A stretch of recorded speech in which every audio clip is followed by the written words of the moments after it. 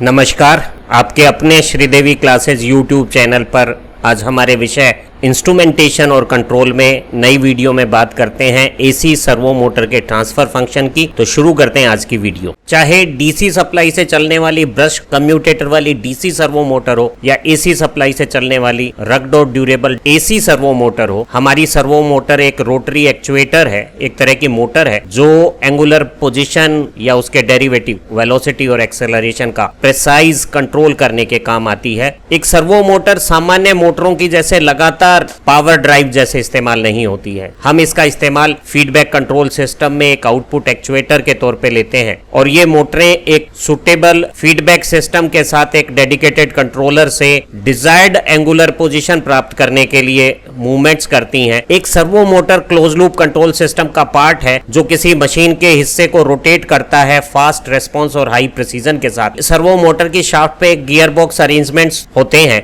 जो servo motor के output torque को बढ़ा देते हैं, मोटर की डिजाइन को सिंप्लीफाई कर देते हैं और उसके साइज और इनर्शिया को मिनिमाइज करके सर्वो मोटर में टॉर्क से एक्सेलरेशन को ज्यादा मैग्नीट्यूड का बना देते हैं। एक एसी सर्वो मोटर दो फेज की इंडक्शन मोटर जैसी है। हालांकि कुछ कंस्ट्रक्शन फीचर में मॉडिफिकेशन सर्वो एप्लीकेशन के आवश्यकता अनुरूप किए जाते हैं। हमें मालूम है कि एक टू फेज की इंडक्शन मोटर में दो वाइंडिंग्स हैं, एक मेन वाइंडिंग और एक स्टार्टिंग वाइंडिंग, जिनकी मैग्नेटिक फील्ड की जो एक्सिस है वो फिजिकली एक दूसरे से 90 डिग्री इलेक्ट्रिकल एंगल पे डिस्प्लेस्ड होती है। और जब इन वाइंडिंग्स में हम समय में 90 डिग्री फेज डिफरेंस वाले करंट का एक्साइटेशन देते हैं तो इस बीच के एयर गैप स्पेस में एक rotating magnetic field constant magnitude और कांस्टेंट एंगुलर वेलोसिटी का डेवलप हो जाता है। Rotating magnetic field stationary rotor conductor में टाइम वेराइंग फ्लक्स लिंकेजेस से इंड्यूस्ड ईएमएफ और करंट सर्कुलेट करता है और करंट की इंटरेक्शन से बना हुआ magnetic field rotating magnetic field की डायरेक्शन में रोटर को रोटेट करवा देता है। हमारे एयर गैप में इलेक्ट्रिक करंट एक्साइटेशन से जो रोटेटिंग मैग्नेटिक फील्ड बनता है वो इन दोनों वाइंडिंग में जो समय में लैगिंग फेज का मैग्नेटिक एक्सिस है उससे लीडिंग की तरफ होता है। अगर हम इन दोनों वाइंडिंग में से किसी एक में करंट की डायरेक्शन या सप्लाई पोलैरिटी रिवर्स कर देते हैं तो हमारे मैग्नेटिक फील्ड और रोटर के रोटेशन की डायरेक्शन रिवर्स की जा सकती है। एक एसी सर्वो मोटर का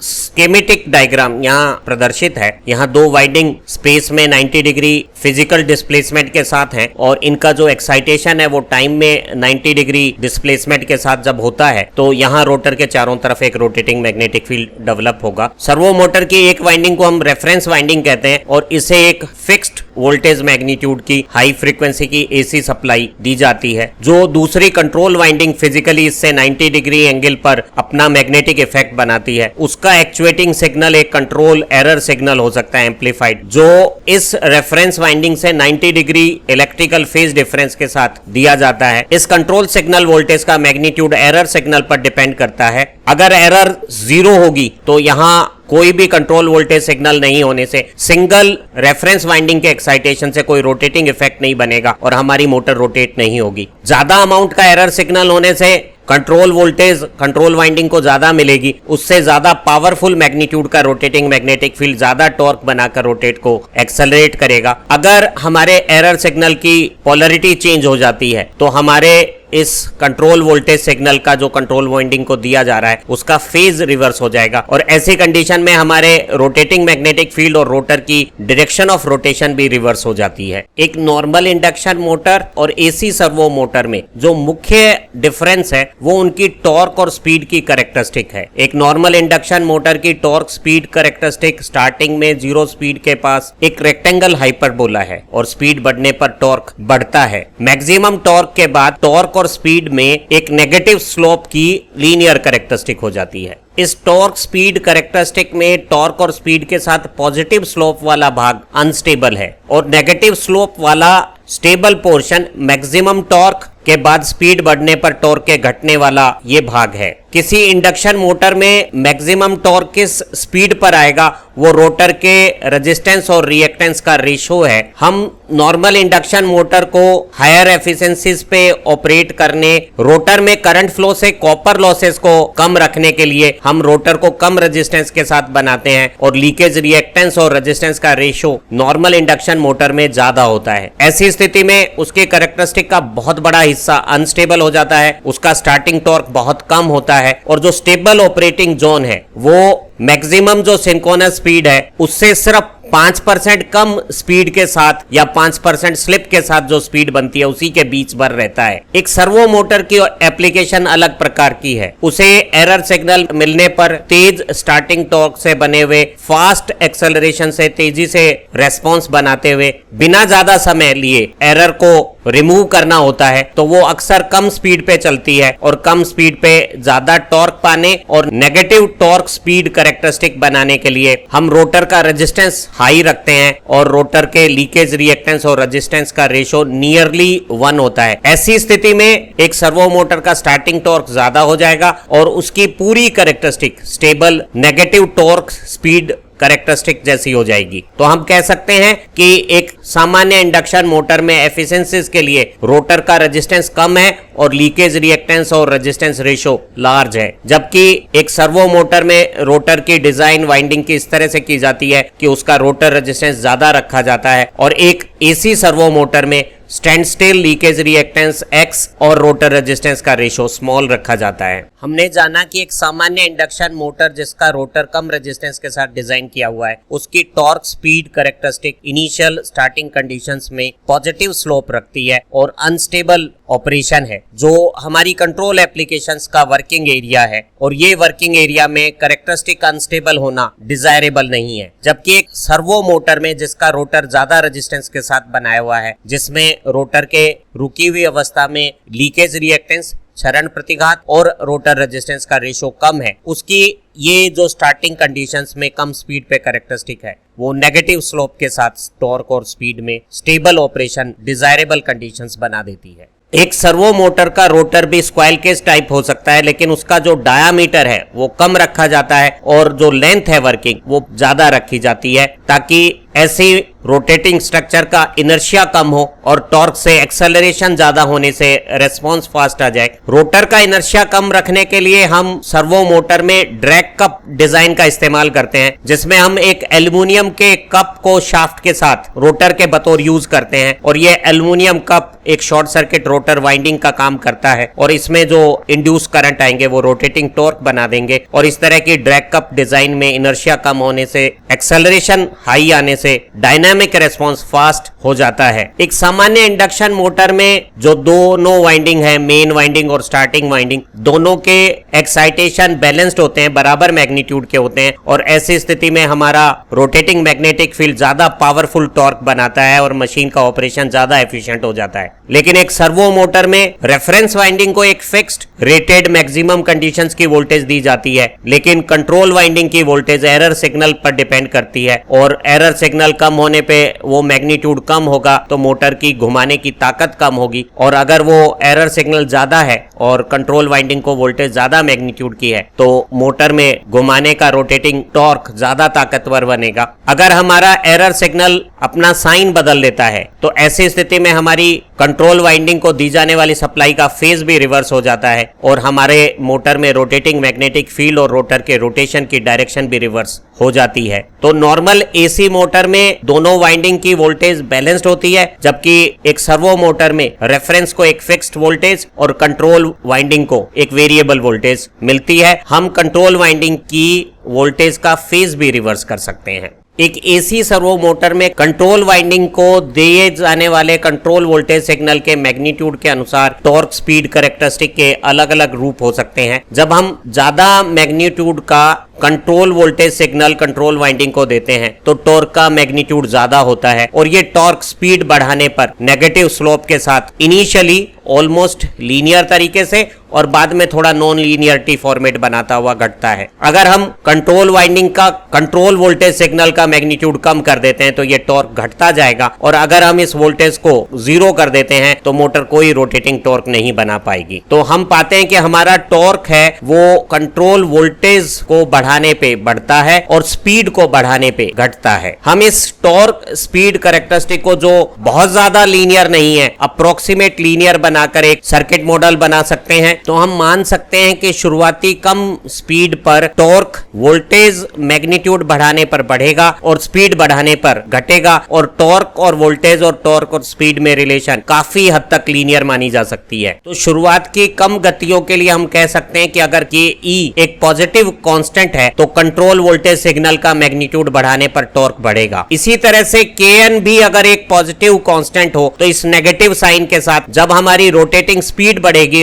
एंगुलर डिस्प्लेसमेंट का डेरिवेटिव, तो टॉर्क का मैग्नीट्यूड स्पीड बढ़ने पर घटेगा। तो टॉर्क और स्पीड और टॉर्क और कंट्रोल वोल्टेज सिग्नल के साथ रिलेशन को हम कंबाइन कर सकते हैं, और ये जो येलो हाईलाइट में वो रिलेशन है वो इस कैरेक्टरिस्टिक को लीनियर अप्रोक्सीमेशन के बाद रिप्रेजेंट करता है। एक सर्वो मोटर की शाफ्ट पे बना हुआ ये मोटर टॉर्क कितनी स्पीड और एंगुलर डिस्प्लेसमेंट बनाएगा वो हमारी मोटर के मैकेनिकल पैरामीटर पर डिपेंड करेगा, जो हो सकते हैं कनेक्टेड लोड का टॉर्क। आमतौर पे सर्वो मोटर गियर ड्राइव्स होती हैं और बहुत भारी भरकम लोड उनके साथ नहीं लगता है, और कम स्पीड पे भी हमारी ज्यादातर रोटेशंस के लोड कम होते हैं। हम लोड टॉर्क को सर्वो मोटर एप्लीकेशन में नेग्लिजिबल मान सकते हैं। हमारी मोटर जब रोटेट होती है तो वेलोसिटी के साथ मोटर की डिजाइन में जो विस्कस फ्रिक्शन है वो एक टॉर्क की डिमांड करता है, और रोटेटिंग स्ट्रक्चर का जो इनर्शिया है, भले ही हम एक सर्वो मोटर की डिजाइन में इनर्शिया कम रखें लेकिन हमारे सारे रोटेटिंग स्ट्रक्चर में कुछ ना कुछ इनर्शिया जरूर होगा, तो ये इनर्शिया एक्सेलरेट होने के लिए टॉर्क की डिमांड करता है। तो हमारा जो मोटरिंग टॉर्क है वो लोड टॉर्क हो गया है। विस्कस फ्रिक्शन का कोफिशिएंट अगर bm है तो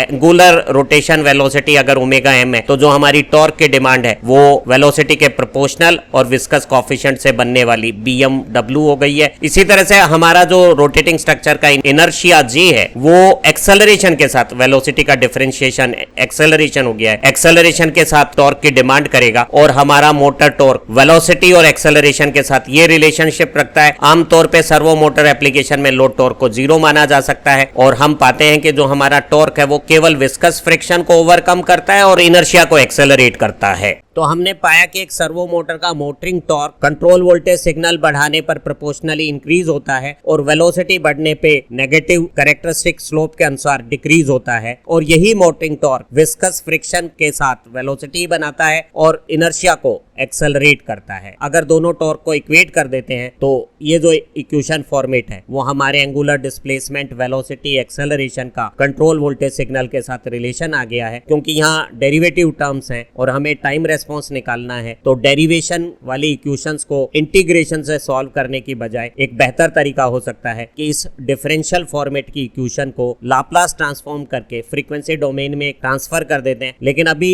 इस फ्रीक्वेंसी डोमेन कन्वर्जन से पहले ये जो वेलोसिटी के साथ जो नेगेटिव स्लोप रिप्रेजेंट करने वाला मोटर कैरेक्टरिस्टिक का कांस्टेंट है और ये जो विस्कस फ्रिक्शन कोएफिशिएंट है उनको एक तरफ ले लेते हैं, और हम देख रहे हैं कि हमारा जो नेगेटिव स्लोप कैरेक्टरिस्टिक है वो विस्कस फ्रिक्शन को एड ऑन करता है, सपोर्ट करता है, इंक्रीज कर देता है। हमारी ऊपर वाली इक्वेशन का ये सिंप्लीफाइड वर्जन हमारे सामने आ गया है। इस डिफरेंशियल इक्वेशन का हम लाप्लास ट्रांसफॉर्म कर लेते हैं। सेकंड डेरिवेटिव के लाप्लास ट्रांसफॉर्म में एस स्क्वायर आ जाएगा, और ये थीटा एस एंगुलर डिस्प्लेसमेंट का फ्रीक्वेंसी डोमेन फॉर्मेट हो गया है। एंगुलर डिस्प्लेसमेंट के डेरिवेटिव का Laplace transformation S theta S हो गया है, और यहाँ जो हमारा कंट्रोल सिग्नल है, कंट्रोल वाइंडिंग की कंट्रोल वोल्टेज, उसका लाप्लास डोमेन में ट्रांसफर फंक्शन हो गया है ECS। हमारा आउटपुट है एंगुलर डिस्प्लेसमेंट थीटा एस और इनपुट सिग्नल है कंट्रोल वाइंडिंग को दी गई वोल्टेज। लाप्लास डोमेन में ये जो ट्रांसफर फंक्शन है आउटपुट अपॉन इनपुट, उसका रूप हो गया KE upon JM square BM plus KNS। हम इस फॉर्मेट में S को कॉमन लिखे और इसको 1 प्लस ST की स्टैंडर्ड फॉर्म में रिप्रेजेंट करते हैं।